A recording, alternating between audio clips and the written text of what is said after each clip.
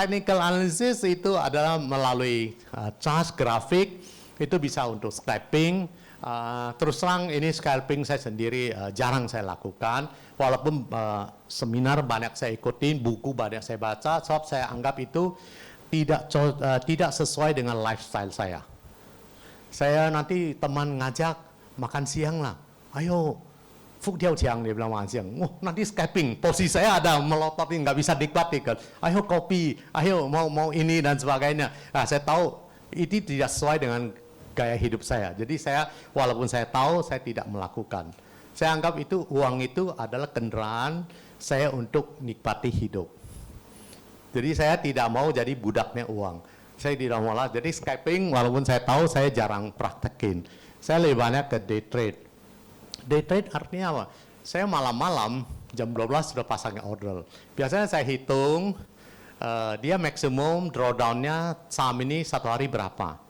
Saya akan lihat Dow Jones, dia draw berapa, saya pesanin sama anggota saya pesanin pasangin 2 harga. Kalau saya terlampau takut, saya pasang maksimum, dia mungkin nggak sentuh, saya hilang peluang. Saya pasang di ini, di tengah-tengahnya, biasanya kita namanya kemarin saya lihat 5 hari, dia candle-nya berapa besar, dia naik turunnya 100. Ini lagi naik atau lagi turun, jadi itu butuh banyak pelajaran, butuh pengalaman, jam terbang. Saya kan hitung tengahnya di berapa, 1 poin di bawah tengah saya pasang, satu lagi pasang lebih banyak yang paling bawah. Jadi saya akan hitung kalau dia bounce ada nggak 1%. Kalau dia bounce 1%, begitu dapat beli, anggota aja udah tahu pasang jual 1%. Sebab nettingnya 0,4 atau pasang jual 0,8 sudah ada. Kenapa? Itu nggak perlu modal itu. Netting, gak usah uang saya potong sebentar, jual lagi, udah uang saya balik lagi. Ambil makan siang, ambil minum kopi ya Pak. Tapi tidak semua saya lakukan demikian. Itu hanya untuk kenapa saya lakukan demikian, ada banyak saham yang saya lakukan, adalah untuk saya bisa kasih rekomendasi supaya saya bisa ada sense-nya. Saya tahu saham ini sebagaimana. Sebab kalau tidak saya lakukan, saya rekomendasikan, saya bohong. Yang saya katakan saya nggak lakukan kok. Jadi ini swing dan position trading. Swing itu biasanya itu beli berapa hari baru jual. 5 hari, seminggu, bisa sebulan. Position trading biasanya sebulan dan ini produksi rokok, ini contoh. Produksi rokok anjok 17,5%. Ini 10 Agustus. Ini harga sahamnya turun terus ini. Jadi ini ceritanya gudang garam. Pada waktu Arma Home, istri dari foundernya gudang garam masih hidup. Kan foundernya sudah meninggal lama. Jadi saudara-saudara mereka, perusahaan rokok yang terbesar cuma tinggal gudang garam yang belum jual. Sampurna dan lepas ke Philip Morris. Pada waktu itu perusahaan terbesar tobacco di Jepang mau beli. Jadi yang beli kan dia melalui sekuritas, melalui advisernya. Jadi advisor ini tahu berita, dia mau beli dan tahu kira-kira harga berapa lah. Misalnya Anda tahu, oh ini tanah dengan Paleo, ini ada bos besar lah mau beli ini. Waduh, ini mau jual ini. Anda bisa frontrunner, beli dulu di market.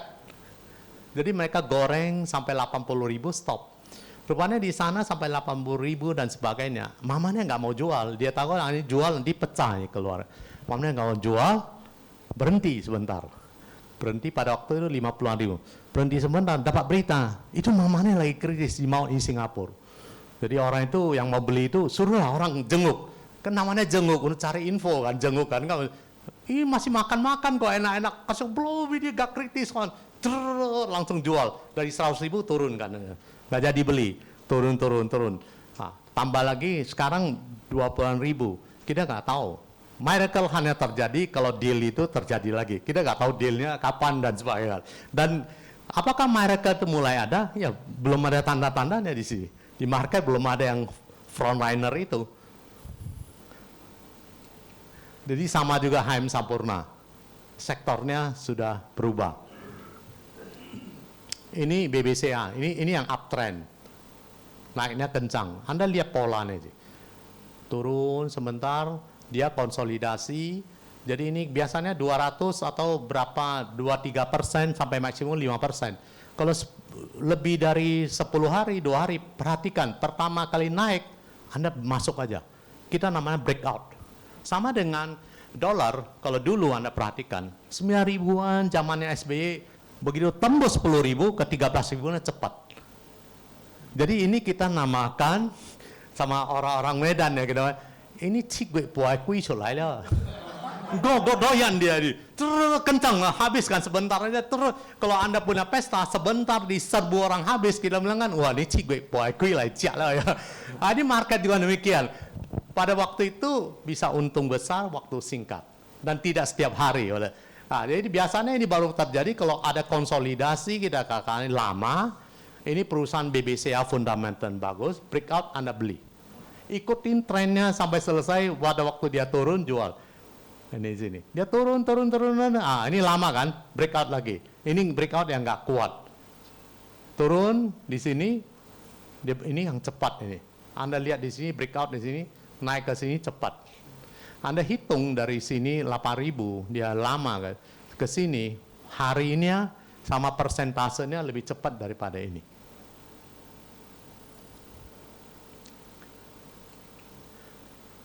Sama dengan Mandiri. Di sini Oktober tahun 2021 itu harganya masih di bawah 5.000, 4.000-an, sekarang sudah 9.000-an. 100% lebih.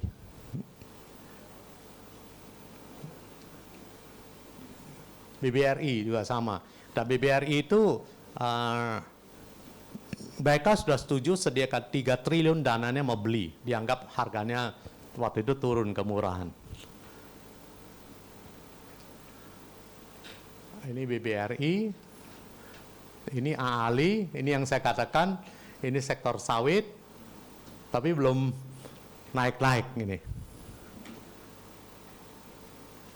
Jadi jangan selalu, ini hanya pola ini pernah 13.000 lebih, sekarang turun 9.000-an, oh ini sudah murah masuk. Jadi belum, dia sementara masih main di box ini, yang di bawah 10.000, ini boxnya. Kita tahu berapa lama, kita nggak tahu. Mulai ada tanda-tanda kehidupan mau naik. Sama dengan ini tambah naik tapi nggak kuat, turun balik lagi. Ini London Sumatera juga sama. Ini STAA sekarang trennya lagi turun, ini lagi konsolidasi. Ini Adaro, ini batubara. Ini yang terbaik. Dia sudah diversifikasi di sektor listrik dan manajemennya bagus. Pada waktu Anda di sini harga 1.000-an ini lama. Di sini boring sekali. Enggak lah. Ini trennya ini naik cepat ini. Dan salah satu segi kelemahan bagi orang yang sudah, kita hidup kan biasa kan. Kalau Anda sudah lama tidak makan cabai, begitu makan cabai yang pedas gak tahan lagi. Jadi akibat saya sendiri saya punya tiga rekening. Satu anak saya, istri saya, itu yang cuannya banyak lah. Itu mereka gak gatel. Kalau saya ini lantaran keseringan TikTok, saya bisa untung di sini, kehilangan tren ini. Jadi saya bagi portfolionya yang TikTok itu berapa kecil, berapa persen. Yang ini.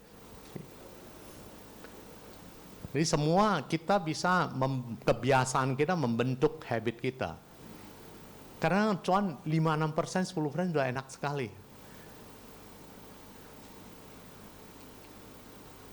Ini Harum, batubara juga, tapi tidak se-atraktif dari Adaro.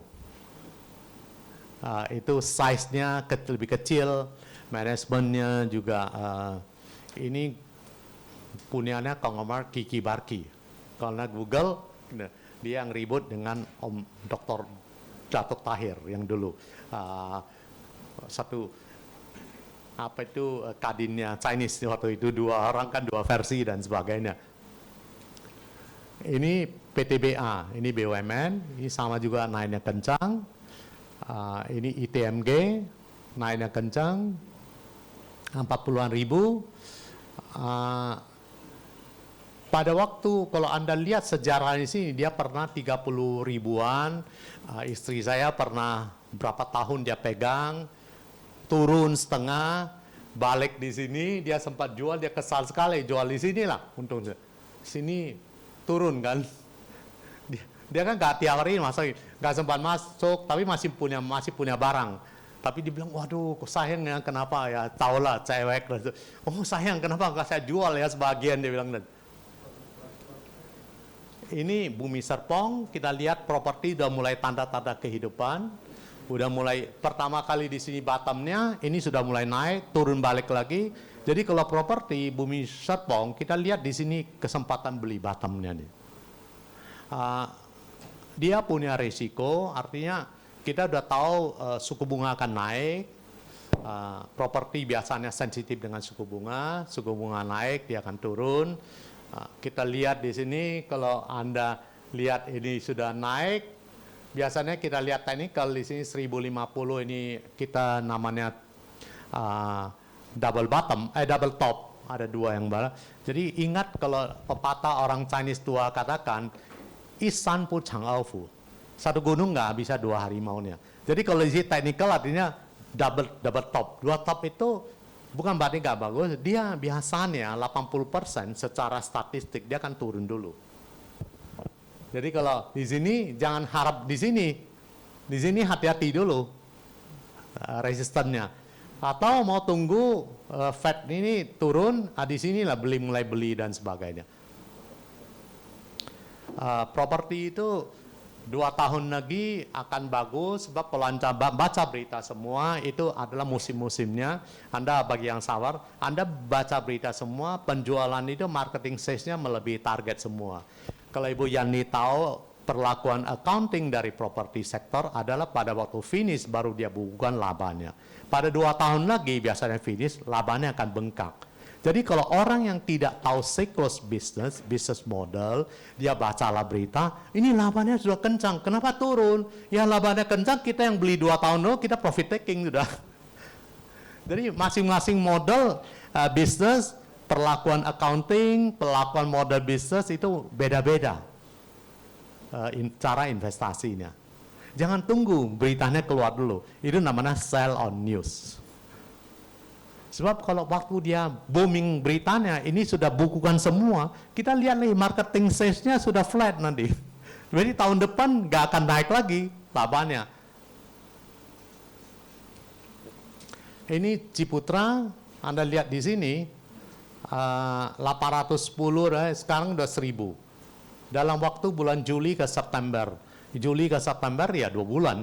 2 bulan itu sudah sekitar 20%. Ini banyak peluangnya ini. Kalau di properti yang terbaik itu Ciputra.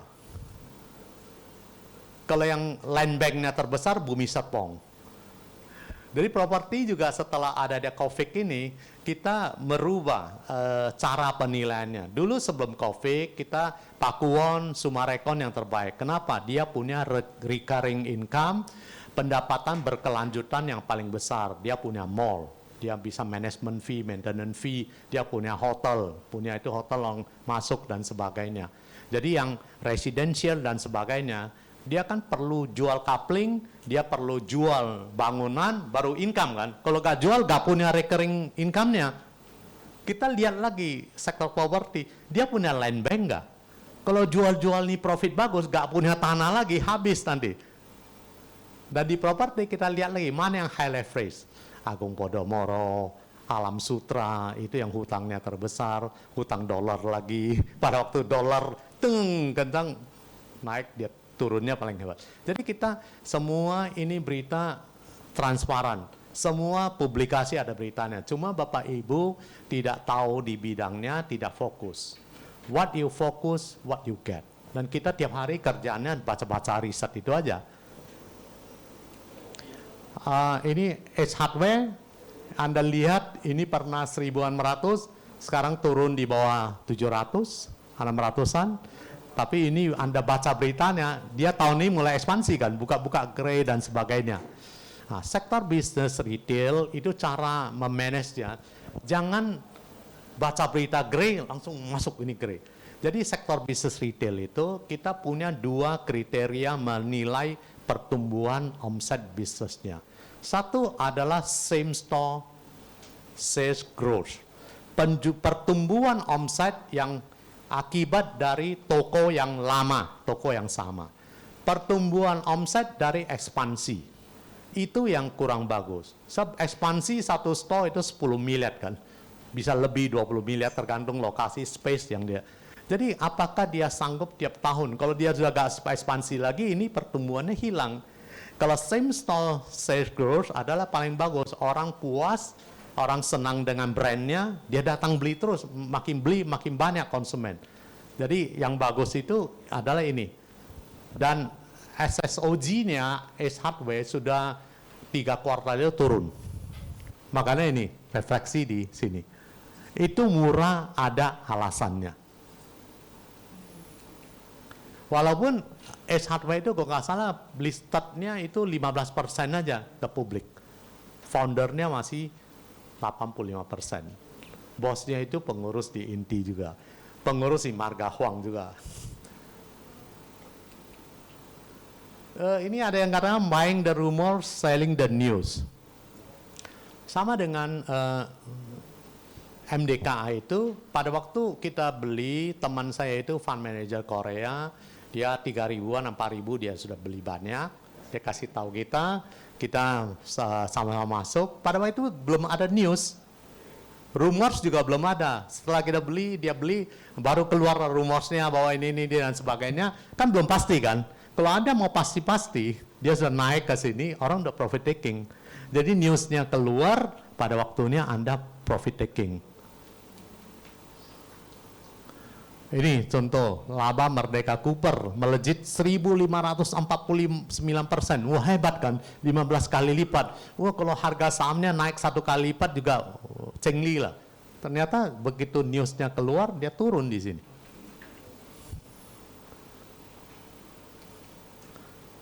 Ini ada satu teori namanya multi compression. Dan ini saya baru discuss pada sahamnya Ibu Ngadi ini kan tanya saya, Mak kenapa turun terus dan sebagainya kan. Jadi saya discuss sama fund manager, saya discuss sama research, itu enaknya kita punya banyak teman kan. Saya baru belajar ini, multi compression. Multi compression artinya satu istilah, kalau dokter ini satu penyakit, satu istilah namanya, kemudian ada efek yang terjadi ketika pendapatan perusahaan tersebut naik terus, tetapi harga sahamnya tidak bergerak. Sebagai antisipasi kenapa? Ada alasan kenapa? Labanya naik terus kan. Sebagai antisipasi pelaku pasar bahwa pertumbuhan ke depannya itu sudah ada perubahan. Pertumbuhan ke depannya tidak sekencang yang lalu-lalu lagi. Kenapa? Kalau Anda lihat sarung tangan, produksinya dan sebagainya, harta lega, itu maks beda ya. Saya cerita bukan berarti saya sendiri juga mulai masuk maksnya. Anda lihat chartnya itu terendah kan 700-an. Sekarang kan 815 itu masih support, kalau itu break bisa 700-an. Kalau Anda mau beli mark, balik lagi mindset Anda kelola. Kalau turun jangan stres, turun jangan marah. Kalau turun bisa marah, jangan sentuh. Jadi ada makannya kan.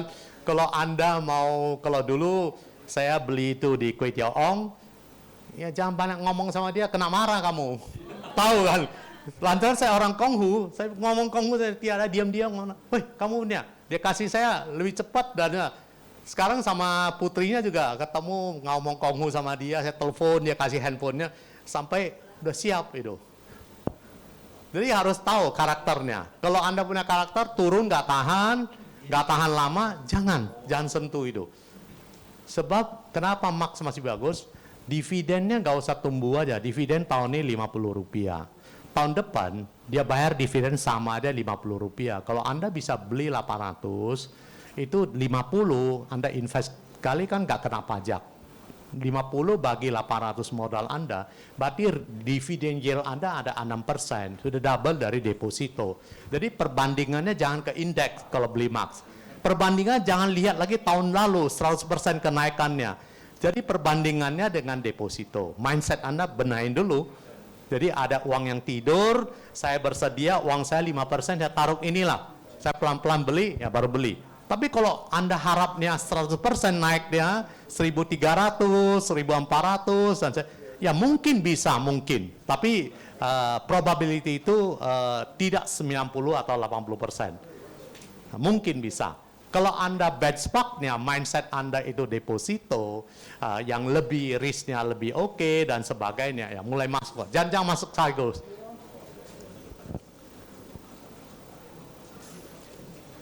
Jadi ini contoh, laba MAK terapresiasi, artinya naik 32,14% di kuartal kedua, 205 miliar.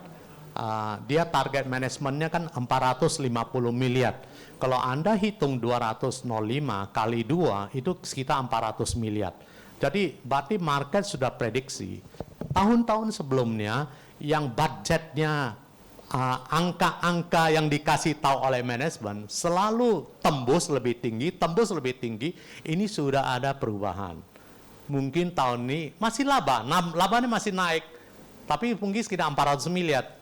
Anda googling beritanya kan Pak Ridwan kan targetnya waktu awal tahun kan 450 miliar.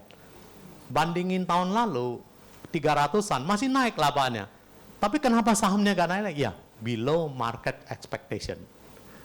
Itu semua ada alasannya. Jadi bukan nggak bagus perusahaannya, untung, maju perusahaannya. Dan kalau Anda melihat itu Hartalega, itu salah satu dan Top Growth, itu harga sahamnya ada satu yang perusahaan apa yang langganan dia ya, bukan dia. Yang di Singapura harga sahamnya turun 60%, 70%. Hartalega yang listed di Malaysia Stock Exchange juga turun dan sebagainya. Anda berita googlein aja Hartalega atau Top Growth, saya lupa. Itu ekspor dia itu diganggu oleh Amerika, NGO Amerika, bahwa itu banyak karyawan dia itu yang tidak humanis perlakuannya. Jadi sama lah kalau kita pun ada 2.000-an, 4.000 karyawan kasih mes. Ya mesnya tentu ranjangnya bertingkat lah, kan nggak mungkin semewah hotel kan. Jadi orang Amerika kan aneh-aneh cari alasan, jadi di bench ekspornya dan sebagainya. Dia lagi benahin, hire PR konsultan yang top di Amerika lagi, bayarnya sekarang masih belum tahu, saya nggak ikut di perkembangannya. Dan dia mau listed di Hong Kong, bukan Max ya, dia listed di Hong Kong, plannya akhirnya ditunda. Ini contoh yang PANS Market Outlook, PANS Stock Universe, ini ada semua sektor ada kita cover. Kalau sektor telecommunication itu ada Excel, Indosat, Telekom, sektor tower itu ada Tebik, dan ini ada Sarana Menara. Ini nilai perusahaannya. Ini 6 bulan rata-rata transaksinya, kalau ini 560-an miliar per hari transaksi rata-rata, ada kadang-kadang bisa 300, ada yang bisa 800. Jadi kalau kita punya mau beli saham ini 5 miliar, artinya mudah lah, 1% aja dari rata-rata transaksi mudah dijual, perjualbelikan. Ini ratingnya kita cari yang di sektor ini apa? Ini buy-buy, ini artinya yang masih punya potensi naik, direkomendasi untuk beli. Kalau ini hold, ini artinya pilihannya yang rating lebih bawah. Ini harga bulan lalu, Agustus ini. Target price-nya ini 4.500, ini 3.000. Kita akan melihat ini potensi harganya 60-an. Ini semua sektor ada kita cover. Dari 19 sektor yang tercatat di Bursa Efek Indonesia, artinya 19 sektor bisnis, dan juga 53 saham yang kita cover, kita review lagi, kita kasih di Medan ini kita review bahwa yang masih punya potensi itu adalah BBCA, ini 5 bank, ini kira-kira punya upside potensi dibandingin dengan harga demikian. Targetnya BCA kita lebih konservatif 8.300, ada perusahaan lain yang 8,5, 87, 9.000 juga ada. Ini potensi kenaikannya, ini sektor mining apa yang bagus. Ini sektor oil dan gas itu ada Pegas, Medco. Medco satu nasabah kita masuk 20-an miliar pada harga 500-an sampai 600. Sekarang masih belum jual ya. Sektor properti ini ada 4 yang masih oke, bagus. Consumer ini kita tadi juga dengan Ibu Weni saya katakan saya sendiri mulai masuk di ICBP 8.500. Alasannya apa? Alasannya adalah kita mengharapkan adanya satu perubahan bisnis yang 20 tahun lebih dari Salim Group. ICBP itu Salim Group, produsen instant noodle, Indomie, Supermie, dan gandum. Dia 20 tahun lebih bisnisnya, kuartal kedua tahun ini mulai rugi. Akibat perang Rusia dan Ukraina itu harga gandumnya kan naik. Anda masih ingat ada satu menteri dan presiden katakan, Anda hati-hati yang makan mie, makan roti, nanti akan naik kencang dan sebagainya. Dan sekarang harga gandum internasional sudah turun, normalize. Jadi kalau normalize, jadi kuartal ketiga atau kuartal 4 semester kedua ini, dia akan laba kembali. Drop harga bahan pokoknya sudah tidak sedemikian besar. Dan kita lihat pada waktu berapa hari lalu di chartnya itu terendah 8.100. Apakah ada resiko? Ada. Saham itu nggak mungkin yang nggak turun. Kalau dulu ada seorang saham, saya belilah saham gocap yang nggak turun. Iya, nanti nggak ada offernya, nggak ada bidnya. Sektor basic industry ini Max Dynamic, target kita masih 1.400 sih. Sektor retail, Ace Hardware, Mitra Adi Perkasa, Era Jaya, Ramaya Restari, Media, SCMA, MMCN. Ini beberapa yang masih cukup bagus. Kalau Anda lihat Era ini berapa hari lalu turunnya banyak dan mereka sudah ancarkan dana mau buyback sahamnya. Itu grupnya Pak Agwan. Seluruh handphone di seluruh Indonesia kan dia yang pegang semua. Samsung, iPhone, itu semua. Dan dia mulai masuk ke bisnis food and beverage, masih kecil semua. Dia mau masuk ke sektor farmasi, kerjasama dengan Wellingnya Malaysia. Kalau Anda ke Penang kan sering beli obatnya Welling. Dia mau buka apotek dan sebagainya. Kalau bagi Bapak Ibu yang pusing, nggak mau pusing, atau nasabah kita ada juga yang dia sebagai benchmark, perbandingan bagi dia. Sebagian uang dia serahkan ke manajer investasi yang pasif, dia beli reksadana saham, sebagian dia trading, dia lihat mana yang hasilnya lebih bagus. Kalau reksadana saham kita, sampai dengan data 2 September, ini YTD artinya year to date, Januari sampai 2 September, ada 3 reksadana kita yang ranking top gainer, top return. Seluruh Indonesia dari ratusan produk reksadana saham kita yang memberikan keuntungan tertinggi. Ini 45,4%, Panindana Ultima. Panindana Maksima 37,47% selama 8 bulan 2 hari. Ini reksadana campuran, ada obligasi, surat utang pemerintah, dan saham ini 43,09%. Sampai dengan 14 September, Jumat yang lalu, ada 4 reksadana kita yang di seluruh Indonesia memberikan return yang terbesar investor. Di sini sudah tambah satu lagi Panindana Teladan, 32,52%. Ini sampai dengan 14 September. Jadi banyak yang ragu, sampai dengan tanggal 2 kan, konsisten nggak? Kita ambil 12 hari berikutnya 14. Ini malah lebih tinggi, 49,82%, ini 42,71%. Ini Panindana Maksima, satu-satunya reksadana saham di Indonesia yang paling tinggi NAV-nya. April 1997, kira-kira 97, 3 tahun, 25 tahun yang lalu dia luncurkan, harga per unitnya 1.000. Sekarang sudah 91.000 lebih. Artinya sudah naik 25 tahun 91 kali lipat. 9.100%. Tidak ada satupun reksadana, Schröders ada 1995, lebih duluan kita launching, artinya lebih lama. Harusnya dia akumulasi nilainya kan lebih tinggi dari kita. Masih jauh di bawah kita. Jadi market IHSG, indeks harga saham gabungan, itu periode yang sama, cuma naik 11%.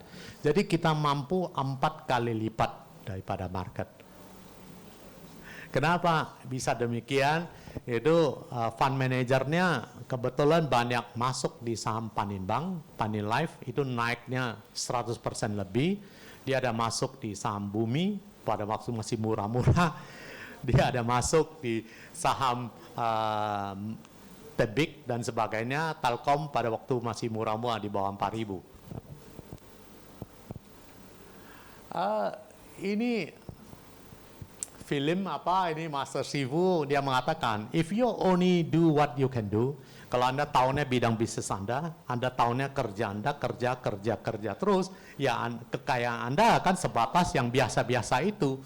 Tapi Anda mau hidup yang lebih luar biasa, lebih hebat, punya peluang, lompatan dan sebagainya, Anda harus lakukan keluar dari comfort zone Anda.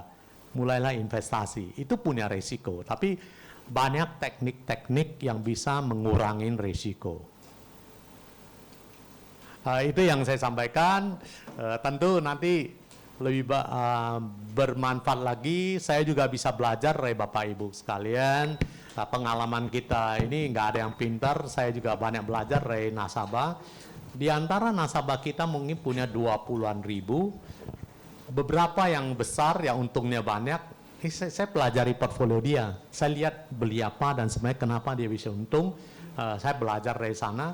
Kalau saya setelah saya analisa, saya nggak ngerti, kadang saya, oh yuk kita makan siang, saya tanyain dia, belajar. Kadang-kadang dokter juga sebenarnya perlu belajar dari pasien dia. Kalau dia obatin nggak sembuh, dia ke Singapura sembuh, tanya kamu kata dokter apa? Cuma dokter sini yang gengsi, kalau saya nggak pernah gengsi, saya belajar sama nasabah, saya tanya kenapa Anda untungnya, apa alasan belinya dan sebagainya. Dan terus terang Medco itu saya juga dapatnya dari nasabah. Lihat dia beli 500-an, 15 miliar. Besok beli lagi 5 miliar. Kenapa kamu beli? Oh iya. Saya cek sama riset kita. Saya cek lagi sama teman-teman lain. Ada yang bilang ini, ada yang bilang itu perusahaan high leverage dan sebagainya. Kita lihat ada yang bilang nanti harga minyak Citigroup bilang bisa turun 60 US dollar, berarti turun 60 itu bagaimana ya kita tahu ini resikonya. Kita mau masuk berapa. Jadi keputusan itu Medco itu saya dapat dari nasabah. Saya pikir dia udah 15 miliar sekali beli. 5 miliar beli lagi. Nggak jual-jual. Waktu naik 1000-an turun. Entah berapa dia tambah beli lagi. Jadi Bapak Ibu terima kasih. Mohon maaf kalau ada kata-kata yang tidak berkenan. Semuanya tidak. Dan saya dengan Pak Pintor, kita ucapkan terima kasih. Bapak Ibu silakan ada yang mau discuss atau mau kasih masukan dengan senang hati. Ini pos Panin online stock trading mobile 4 kita. Dengan ini Bapak Ibu bisa pantau pergerakan harga saham, bisa langsung melalui mobile phone atau internet. Sepanjang ada sambungan internet, jam market itu bisa langsung trading, bisa jual beli. Terima kasih. Baik Pak Darmin, terima kasih. Nah Bapak Ibu semuanya nanti kita masih ada waktu setengah jam untuk diskusi yang lebih deep lagi, lebih detail lagi mengenai cara investasi saham ya. Kita akan bicara tentang teknikal yang lebih dalam. Mungkin Bapak Ibu ada pertanyaan silakan ke pakarnya langsung ya. Jadi kita masih ada nanti Q&A. Nah benar ini yang disampaikan Pak Darmin. Untuk reksadana 2 tahun terakhir nih growth-nya luar biasa. Saya ada beli dikit. Memang benar terjadi. Saya research di Panin Asset Management itu ada reksadana. Dan kemudian itu saya pelajari. Ini kalau keuangan agak sedikit, reksadana pasar saham itu naiknya luar biasa, ada campuran ya. Saya pilih yang growth-nya paling besar, itu ternyata memang 30-40%, saya beli maksimal dan teladan. Nah kemudian waktu krisis itu dalam ya, yang saya beli pertama 80.000, turun jadi 40.000 per satu reksadananya, bisa hilang separuh. Nah kemudian cici-cici beli lagi karena saya percaya krisis akan turn around, itu balik lagi. V-shape akan terjadi dan ternyata benar terjadi V-shape. Dikit-dikit Pak saya belajar ya, ini pengalaman saya. Dan kepada Bapak Ibu yang ingin bertanya silakan, momen Pak Darmin, Pak Pintor ada. Dari suhunya langsung, silakan Bapak, sebentar ya. Selamat sore Pak, saya Amin Ho, dosen di Universitas Mahkota Trikom Unggul. Ya, saya tadi buru-buru, walaupun terlambat saya buru-buru datang juga, karena saya mencari cara jitu. 25 tahun jadi dosen mencari terus. Nah, tapi prakteknya baru 18 bulan lah. Ya. Nah, saya pernah menghitung Dow Jones dan Standard & Poor's Index korelasinya dengan IHSG. Ternyata Standard & Poor's korelasinya lebih tinggi dengan IHSG. Ya, R-square-nya sekitar 90%. Jadi kalau saya bangun pagi, lihat seperti Rabu lalu, lihat Standard & Poor's dan Dow Jones drop sampai hampir 3%. Jadi saya udah siap-siap untuk meetingnya Federal Reserve itu. Jadi kan udah mulai jual semua lah. Jadi tinggallah BSSR, MBAP, Hexa. Itu aja tinggal. Ya, ITMG ragu. Alasannya saya melihat sebelum hasil rapat umum pemegang saham dapat dividen, ini udah diumumkan. Jadi cum date-nya tanggal 21. Ya, pas di hasil meeting Federal Reserve. Besoknya kita baru ada hasil kan, tanggal 22 lah di kita. Jadi reviewnya besar, karena batu bara kan, membara terus tadi kan, dari Pak Darmin tadi. Jadi dividen yield 10% ada itu aja saya pertahankan. Jadi MBAP, BSSR sama Hexa aja. Hexa karena dia Hitachi, traktor, tambang kan sewa traktor semua kalau dia banyak galiannya. Jadi itu dipertahankan karena Hexa saya lihat rapat umum pemegang sahamnya 21 September. Ya, jadi dan triwulan kedua earning persennya belum keluar. Lagi tunggu, jadi Hexa belum bisa ambil keputusan jual atau enggak. Kalau ITMG masih ragu-ragu, tapi pegangnya nggak banyak.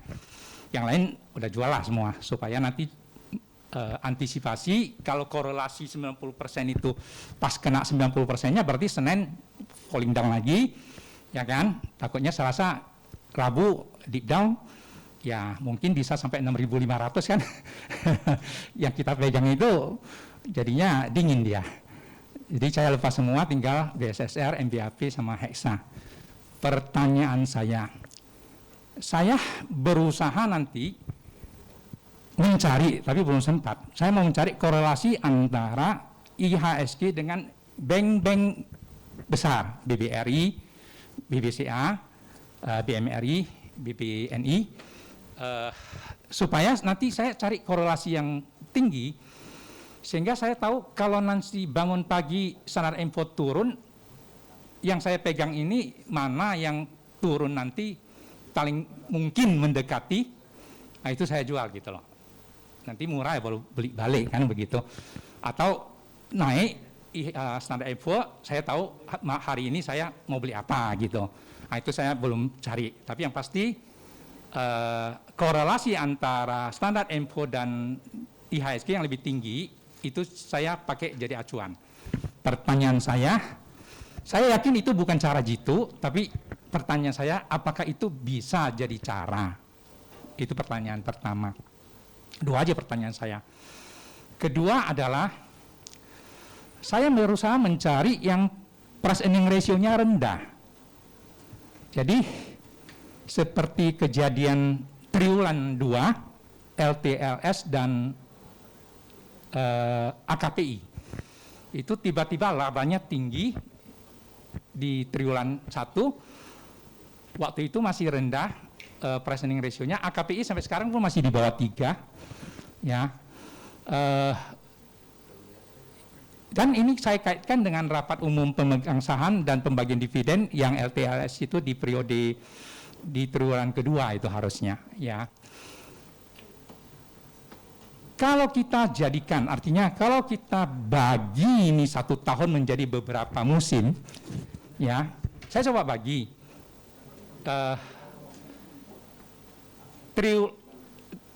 katakanlah 3 sampai 4 bulan pertama, saya melihat RUPS dari bank-bank itu biasanya di situ. Semua bank, hampir semua bank di 4 bulan itu. Yang ku cari dividen yield-nya tinggi dan ku siapkan 3-4 bulan sebelum RUPS belinya, nabungnya. Saya jualnya pas di cum date. Jadi ex-date dia down, kalau dividen yield-nya tinggi, down-nya bisa sampai beberapa hari kan. Seperti kejadian BSSR juga demikian. Ya tadi Pak, pertanyaan, sebenarnya tadi ada satu pertanyaan, kalau investornya dapat 30% dari Januari sampai sekarang termasuk baik enggak? Kebetulan tadi dari Pak Darmin udah ada jawabannya. Ya, 30% baik, ya. Jadi dapatnya itu dari triwulan pertama sampai awal triwulan kedua itu dapatnya dari bank. Jadi waktu itu salah satunya BNGA. Ya. Jadi dijual di cum date. Yang kedua, triwulan kedua dapatnya dari Saratoga. Karena dengan pemikiran tadi MPMX anak perusahaannya bagi dividen di situ, biasanya MPMX dividen yield-nya tinggi. Jadi Adaro juga di situ anak perusahaannya. Jadi Saratoga naik tinggi di periode kedua lah, ya, triwulan kedua atau awal triwulan ketiga. Nah itu juga dari situ dapat juga. Habis itu baru sadar bahwasanya perang Rusia Ukraina ini lanjut terus. Akhirnya kan Eropa pembangkit listrik tenaga batu baranya yang dulunya sudah harus tutup semua itu kan dihidupkan lagi. Batu bara kan jadinya membara. Jadi switch ke batu bara. Dapatlah dari ITMG, BSSR, MBAP, KKGI juga, tapi sekarang udah tinggi price earning ratio-nya KKGI, termasuk MEDC ya, Medco, ya tambang juga naik, tapi yang saya dapat dari itu, BSSR, MBAP sama ITMG, sama itu 3 lah, yang dapat dari periode ketiga, dan ini masuk ke periode 4 siap-siap. Artinya 10% udah tarik, kedua 10% udah tarik, ketiga 10% udah tarik gitu loh. Ya, artinya tinggal tunggu yang keempat. Pertanyaan saya yang kedua tadi yang indeks ya.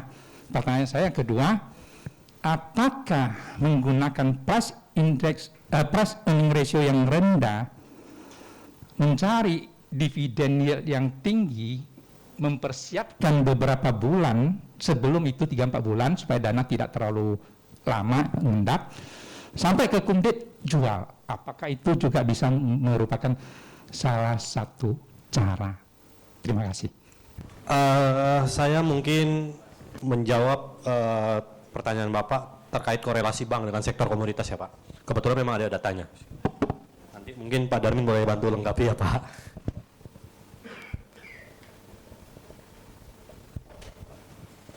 Oke.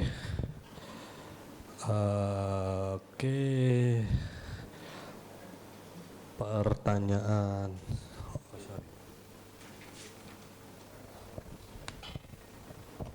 Siap. Kalau saya tangkap tadi pertanyaan Bapak di sini, apakah bisa dijadikan korelasi banking dengan sektor komoditas yang pertama itu Pak?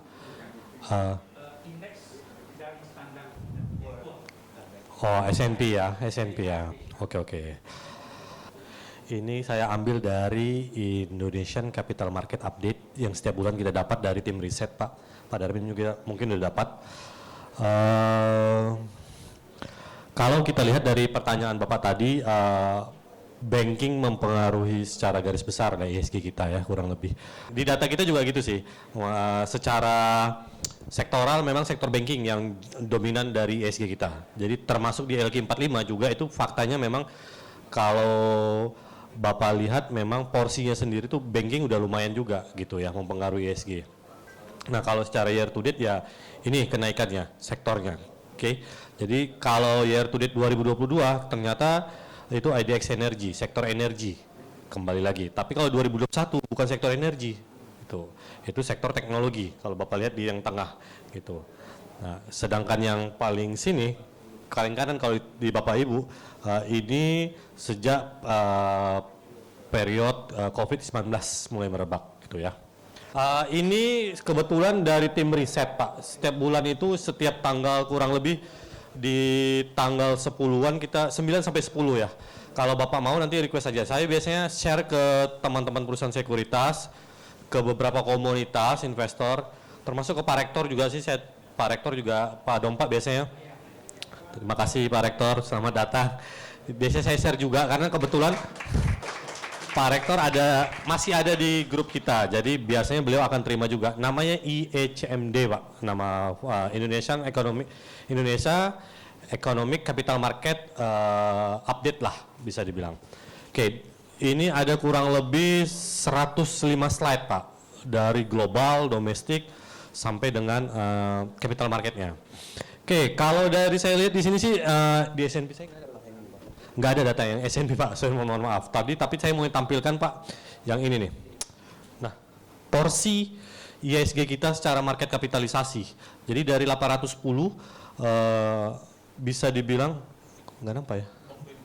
Ya, BCA ini 10% porsinya Pak. Jadi dari 24 LQ45 20 perusahaan ini aja sudah mendominasi 53% kue IHSG kita. Oke, dari 53% ini 10% itu bagian BBCA. Ini yang tadi saya sampaikan bahwasannya sebenarnya porsi perbankan untuk IHSG ini lumayan Pak. Karena BCA sendiri saja itu 10% loh market cap-nya dari total IHSG kita. Itu. Belum lagi kalau misalkan itu ditambah dengan BMRI, BBRI. Oke, jadi porsinya BBCA ini memang 10% Pak, lumayan gitu. Kalau BBRI BBCA tambah BBRI itu udah kurang lebih 17%-an lah, 10,6 sekian tambah 6,96 sekian, 17%. Cuman 2 emiten dari total market cap kita kurang lebih 9.800-an tadi, gitu. 17% dari 9.000 triliunan. Nah, kalau yang S&P di sini tadi saya nggak ada ngelihat datanya sih. Pak Darmin mau tambahin? Oke, terima kasih. Jadi sebenarnya pusatnya inflasi itu bukan di Indonesia. Kalau di Amerika kan lebih tinggi dari kita, ada beberapa negara. Dan Indonesia masih lebih terkontrol. Dan juga sama kalau kita lihat di satu akuarium, kalau ikannya berbeda-beda, tentu daya tahannya berbeda-beda. Kalau kita analogikan indeks ini dengan akuarium. Kalau di Amerika itu masih belum ada batu bara, nikel, dan sebagainya. Jadi itu agak beda. Kalau di yang saham-saham teknologi, orientasinya ke Nasdaq. Jadi kita lihat Apple, kita lihat Apple kan sudah 2 tahun, handphonenya Apple itu di launching, itu harganya tidak naik lagi. Dengan teknologi yang lebih bagus dan sebagainya. Sedangkan kita tahu komponen chip dan sebagainya kan naik. Artinya dia sebenarnya sudah tidak berani mempush revenue dia untuk naik lebih tinggi lagi. Dengan beberapa tanda-tanda zaman ini, kita tahu kalau Anda mau masuk di sektor teknologi, benchmarknya Nasdaq, di Nasdaq itu benchmarknya Apple. Kenapa? Apple itu adalah perusahaan yang paling besar nilainya di seluruh dunia. Market cap nilai perusahaan satu Apple itu beli 880 saham di seluruh perusahaan Indonesia, masih ada sisa uang, Pak. Ada Apple itu. Jadi kita kadang-kadang nggak bisa bandingin. Kalau kecuali kita Nasdaq ke saham teknologi. Saham teknologi 2022 ini kan tidak bagus performanya. 2020 bagus, 2021 udah kurang bagus. Kita lihat dulu kan trennya FANG istilahnya di Nasdaq itu. Facebook, Apple, dan sebagainya itu naiknya gila-gilaan. Sekarang turunnya juga gila-gilakan. Kalau Dow Jones itu kan 30 perusahaan. Itu sebenarnya tidak begitu representatif dengan bursa. Kalau lebih representatif S&P 500, kalau mau lebih representatif lagi Russell 2000. Cuma jarang orang sampai sedetail itu. Nah, kalau di Indonesia yang seperti kata Pak Pintor, yang banking itu, yang paling peranan itu sektor banking dan keuangan itu porsinya di market cap-nya IHSG itu 35% lebih kurang. Jadi kalau banking itu naik akan dominan. Dan banking Indonesia juga beda dengan perbankan yang lain-lain. Kita masyarakat yang bank arbor itu masih rasionya kecil sekali. Jadi growth-nya itu masih besar sekali. Banding dengan Singapura dan sebagainya, ya dia sudah susah mau growth-nya. Kecuali sekarang mereka itu terbantu, yaitu ada capital inflow-nya dari China. Anda lihat propertinya Singapura itu naiknya gila-gila kan, sebab ada China yang sekali beli itu satu lantai, ada yang beli setengah tower dan sebagainya. Jadi kadang-kadang kita harus ngerti itu tidak, kadang-kadang itu korelasinya benar sebagai kata Pak Aminho 90% S&P dengan banking, tapi kadang-kadang di Amerika turun kitanya naik. Jadi ada berbagai cara, masing-masing tentu caranya beda-beda. Kalau Bapak senangnya misalnya belinya saham yang PE ratio-nya rendah, nanti dia bagi dividen, itu ada indeksnya di Bursa Efek Indonesia yang high dividend yield. Indeks yang high dividend yield. Jadi Bapak lihat aja, pilih-pilih saham apa yang masuk di high dividend yield di sana, Bapak pilihin, Bapak tinggal di pointin online stock trading, PE ratio mana yang high dividend, klik aja, mana yang PE ratio-nya kecil, Bapak bandingin. Kalau lebih bagus lagi, kalau Bapak nggak ngerti technical analysis, Bapak lihat technicalnya. Technical itu adalah untuk melihat signal-signal resiko gerakannya mulai atau tidak, musimnya mau masuk atau tidak. Jadi dengan kombinasi itu akan lebih bagus. Dan kalau Bapak sudah untungnya 30%, sudah mulai di atas 90% investor Indonesia lah. Sudah melebihi 98% fund manager. Sebab market kan naiknya 11%. Bapak kalau 30% sudah 3 kali market. Yang Bapak cuma kalah dengan fund manajernya Pendin Asset Management aja, 40% kan. Sebab fund manager itu banyak CFA-nya. Kalau CFA itu gaji awalnya starting masuk 60 juta. Jadi ada yang ratusan juta per bulan dan sebagainya. Biasanya ada perusahaan sekuritas, tim satu sektor department riset itu sebulan cost-nya ada yang 1 miliar, 2 miliar untuk biaya riset itu. Jadi kadang-kadang satu rasa bersyukur juga sangat penting. Jadi kalau kita terus mau tuntut ke diri kita sendiri, kita nggak akan puasnya. Nggak ada puasnya ya kita akan menderita sendiri, Pak. Jadi jangan bandingkan dengan diri sendiri, bandingkan Bapak sebenarnya sudah bagus, yang penting itu adalah konsistensinya. Cuma itu aja masukannya. Terima kasih, Pak. Selamat sore Pak Darmin, Pak Pintor. Ya, ini singkat saja Pak. Jadi gini, Roni dari alumni KMB USU ya. Nah, Roni kan termasuk itu orang awam di inilah trading saham, investing saham. Nah, Roni pernah ini ya dengar dari teman yang juga fund manager. Roni nggak sebutkan ya mereknya. Nah, dia bilang gini, Ron, kalau memang kamu mau beli saham, kamu perhatikan aja info berita terkini. Misalnya contoh, di tanggal 13 September yang lalu, Pak Jokowi kan ada menginstruksikan ya, kalau semua kendaraan dinas untuk yang pemerintahan ya, akan menggunakan kendaraan basisnya itu energi listrik. Nah, based on berita itu, kira-kira saham apa yang harus kita beli ya Pak? Itu kan berita yang fenomenal ya sekarang, pertama. Yang kedua, nah tadi Pak Darmin kan ada infokan ya, bahwa sekarang itu sektor saham di bidang energi, terutama batu bara itu kan lagi membara.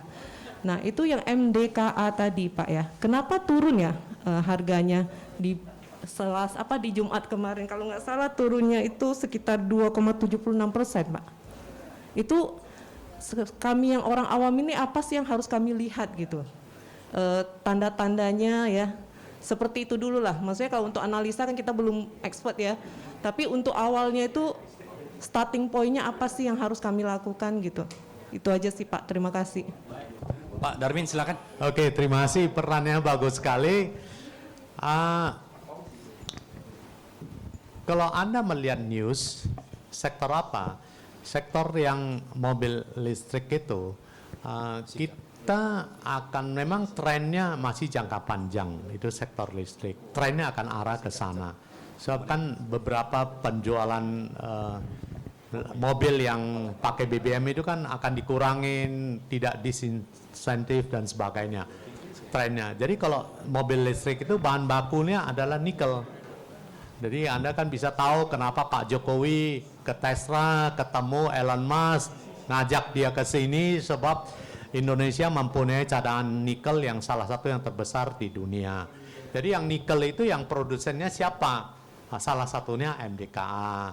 Ada juga Antam mungkin cuma sedikit dan sebagainya. Nikel, jadi Anda lihat nikel yang terbesar siapa? Yaitu grupnya MDKA itu yang tadi ada Saratoga di belakang dan sebagainya. Jadi kadang-kadang kita baca berita, kita tahu sektornya apa, kita perlu tahu juga leader di perusahaan yang saham di leadernya mana. Anda beli yang leader itu lebih cepat duluan dia naik dibandingi dengan yang follower. Itu yang benar. Yang kedua adalah bahwa harga saham setiap hari akan terjadi naik turun, itu hal yang lumrah, hal yang wajar. Itu namanya market, itu mekanisme pasar. Itu istilah yang sesuai dengan saya tidak dikomplain Pak Pintor, tapi saya mau izin dulu saya cerita di balik yang istilah yang jadi MDKA itu adalah kalau Anda lihat pada waktu saya ceritain sebelum 4.000, Anda lihat jauh sebelumnya dia naik sampai 5.800. Setelah 5.000-an itu Pak Boy Thohirnya ada jual juga saham dia sedikit. Jadi itu namanya kalau di istilah di investasi ada insider buying and selling. Dan kedua, pada waktu 5.000-an dia turun sampai di bawah 4.000, itu ada satu fund yang 1 triliun lebih dia jual. Dia dump to the market. Jadi kita nggak tahu kan fundnya kapan dia mau jual, dia mau profit taking, kita nggak tahu. Itu kan market kan free, semua orang bisa, demokratis, semua orang bisa jual. Jadi dia jual. Jadi salah satu teknikalnya adalah kalau dia turun 3 hari dan berlanjut turun, Anda jangan sentuh dulu. Itu ada istilahnya candlestick itu apa? 3 diagram yang merah itu bahaya. Jadi kalau 3 hari udah turun dengan volume besar, Anda jangan sentuh dulu. Jadi dia akan berlanjut trennya. Jadi pada waktu dia turun sampai di sana, di bawah 4.000, jadi MDKA itu adalah trading range sana. Kalau di bawah 4.000, Anda mulai beli. Dia kan 4.000-an, newsnya keluar kan, labannya naik kan. Jadi jauh sebelum newsnya keluar, orang analis sebelumnya sudah tahu.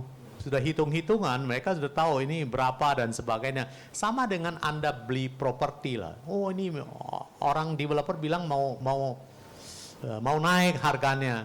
Tapi yang paling untung besar kan developernya kan. Dia beli dari raw land, dia buat fasilitas. Jangan kita bayangkan kita bisa seuntung sebesar dia lah, gak mungkin.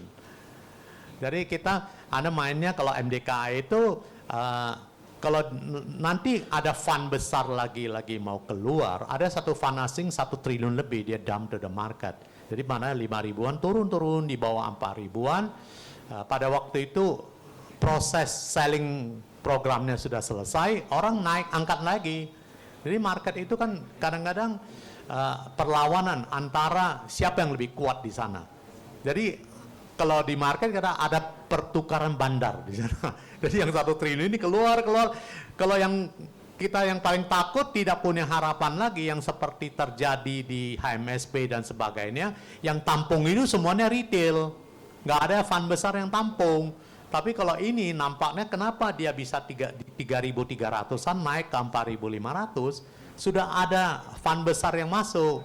Fund besar yang masuk drive di sini, kita nggak tahu strategi dia mau tektokin, mau profit taking apa tidak kan.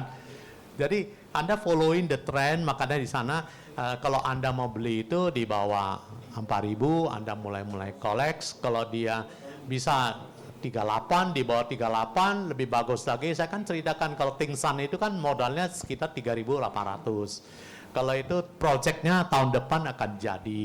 Yang di baru itu dia ekspansi dan sebagainya. Dan kalau yang tambang itu manajemen yang terbaik adalah China, teknologi dan sebagainya. Kalau Anda Google aja di Antam, project ferronickel dia sudah 4-5 kali tunda-tunda, nggak jadi-jadi smelternya Antam. Itu bukan cerita, Anda Google aja. Project Ferronickel Antam, itu tunda-tunda terus. Dan biasanya Anda tahu manajemen China itu tough sekali. Ya, kapan, 24 jam bisa siap. Jadi kita harapkan tahun depan dia jadi, volume akan naik, syukur-syukur harga nikelnya tidak turun drastis. Tapi kalau dengan project mobil listrik ini yang masih ceritanya jangka panjang, kalaupun turun itu tidak akan drastis. Jadi dia masih labanya akan naik lagi. Jadi satu prospek bisnis, prospek saham, kedua adalah harga beli. Kalau Anda beli di 5.000 ya tunggunya lama. Nah, jadi apakah ini masih bisa turun ya dengan Fed rate dan sebagainya. Jadi Anda perhatikan ya, kadang-kadang berapa hari ini kan harga soft commodity termasuk nikel dan sebagainya, oil kan turun. Jadi harga NBK turun. Jadi ada saham itu tergantung produknya, nikelnya turun, ya dia turun. Ya, kira-kira menjawab ya, terima kasih. Oke, satu lagi pertanyaan dari Pak Juncai ini. Makasih Pak. Sebenarnya ini sudah selesai karena kita nunggu-nunggu Pak Rektor ini. Cuma sedikit aja Pak. Kami dikenalkan, nama saya Juncai Bapak Ibu sekalian.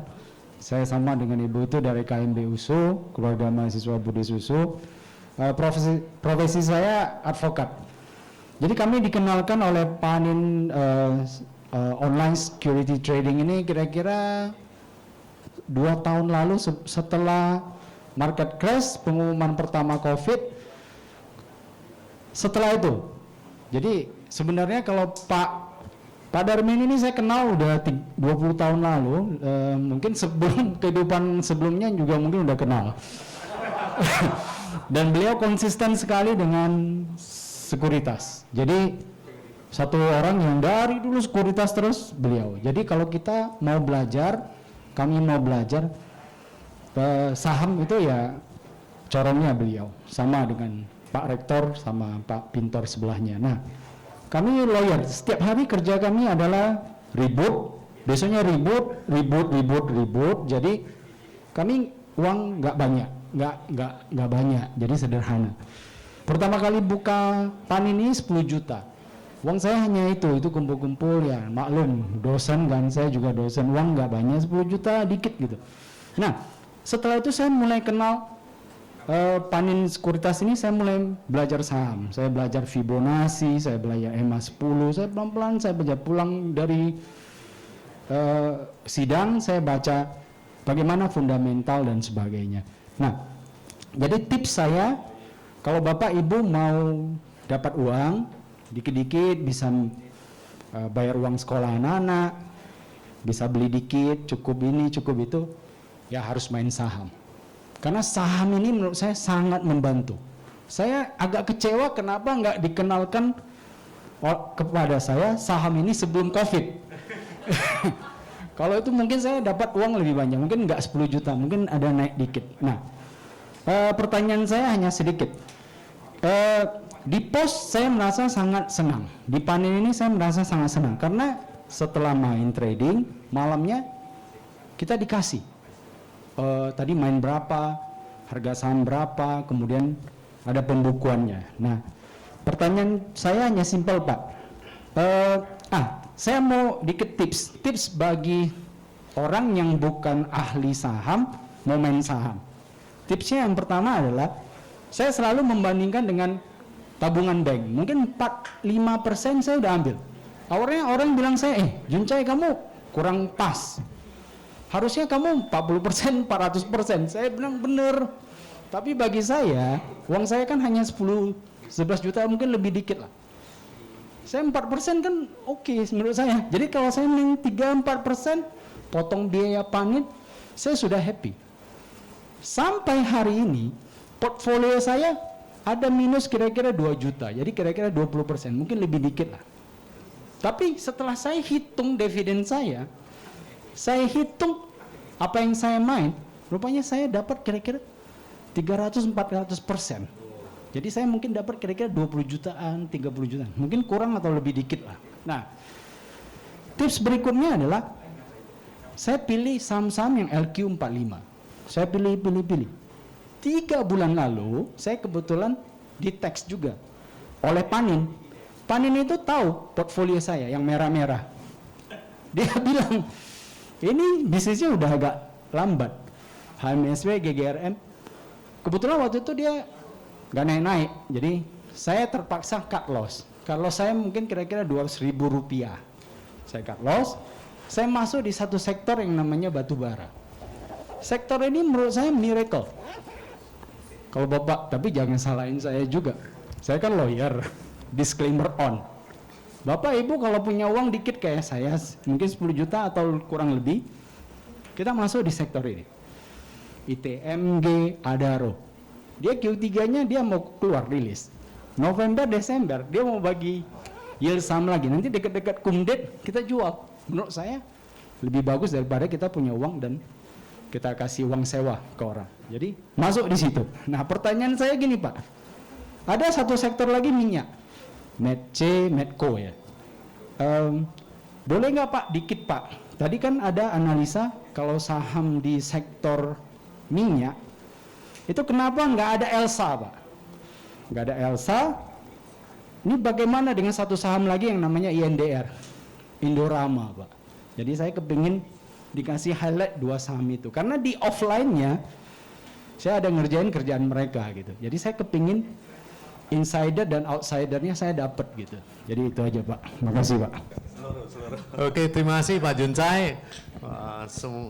Saya kenal Pak Juncai waktu itu acaranya Pak Krisnamurti. Aduh.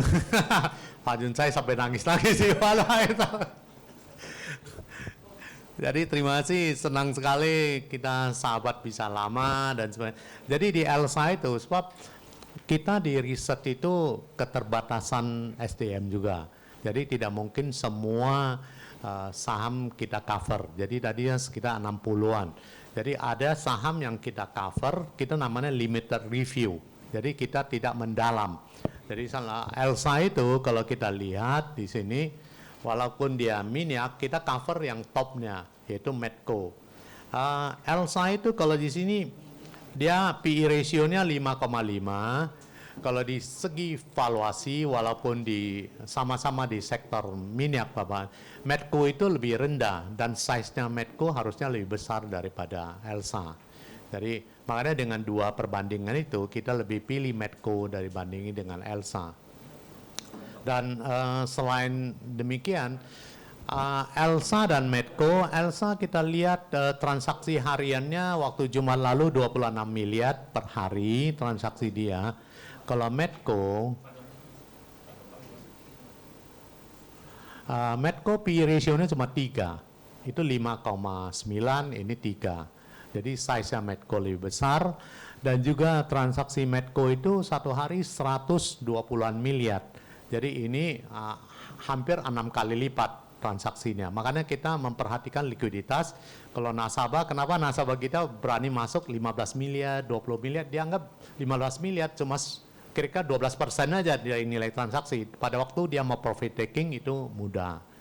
Nah, itu aja alasannya. Dan Indorama itu INDR, tapi ini juga salah satu turnover. Transaksi satu hari cuma 1 miliaran. Kalau Bapak masuk 1 miliar, itu nanti semuanya barang Bapak yang beli, Bapak jadi bandar nanti. Jadi agak repot ya. Ya Pak Bahari benar ya. Mungkin Pak Bahari juga gak mau masuk, ya, transaksi satu hari 1,3 miliar dia Pak. Nah, jadi kadang-kadang ada konglomerat tertentu yang dia cuma pikirkan sektor real business-nya, operational, dia gak perhatikan sahamnya. Jadi ada beberapa konglomerat demikian yang dia gak peduli sahamnya mau turun mau apa, dia gak peduli. Jadi itu juga yang membuat kita tidak create di sana. Sebab ini tidak termasuk di LQ45 dan juga nasabah kita yang transaksi di sana itu juga sedikit. Jadi kita selalu memperhatikan cost dan benefitnya, Pak.